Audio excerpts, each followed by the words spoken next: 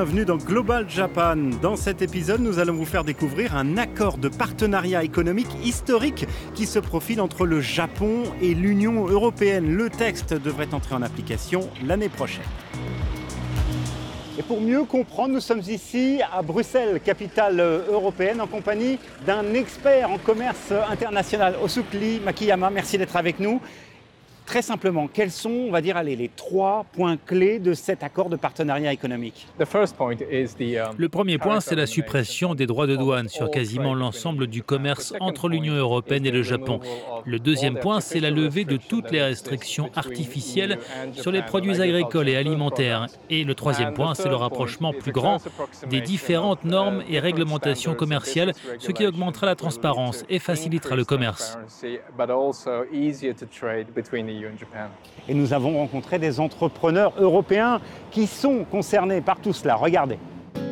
Direction Lyon, l'une des capitales européennes de la recherche médicale. Cette PME crée des modèles cellulaires humains. L'objectif est de prédire les effets de médicaments pour le traitement du cancer ou le développement de cosmétiques. Cette entreprise réalise 40% de son chiffre d'affaires au Japon, mais la collaboration va beaucoup plus loin. Régulièrement, des chercheurs japonais viennent travailler ici.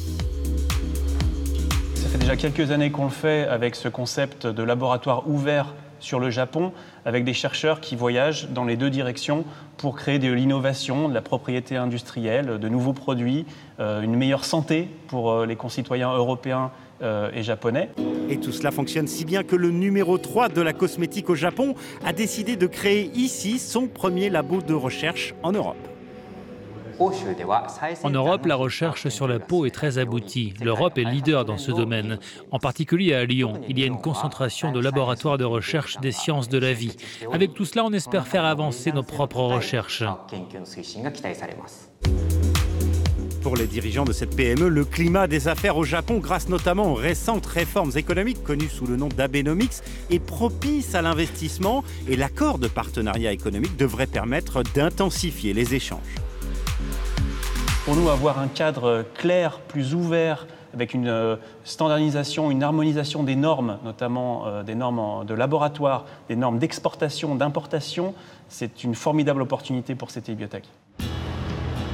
Alors on vous retrouve ici. Ce qui est intéressant avec cet accord de partenariat économique aussi, c'est qu'il y a, j'allais dire, presque une alchimie entre les deux économies japonaises et européennes.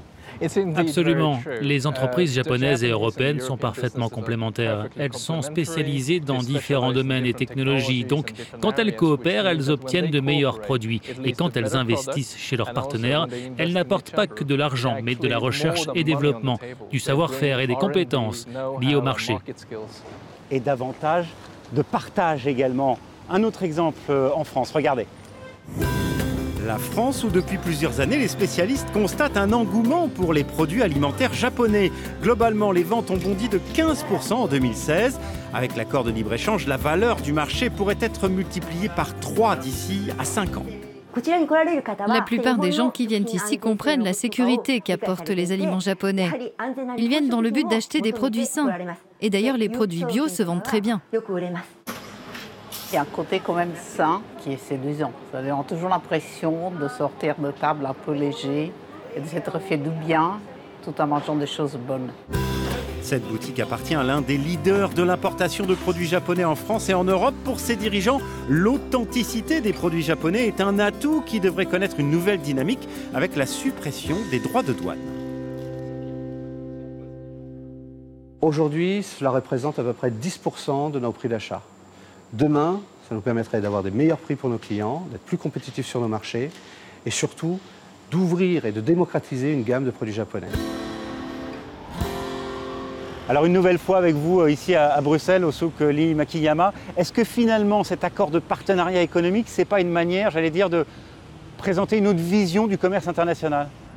L'accord est un engagement pour l'avenir, le commerce libre et équitable, l'ouverture, la transparence et la non-discrimination dans le commerce entre les nations. Merci beaucoup, merci d'avoir été avec nous. Retrouvez très bientôt sur Euronews un nouvel épisode de Global Japan.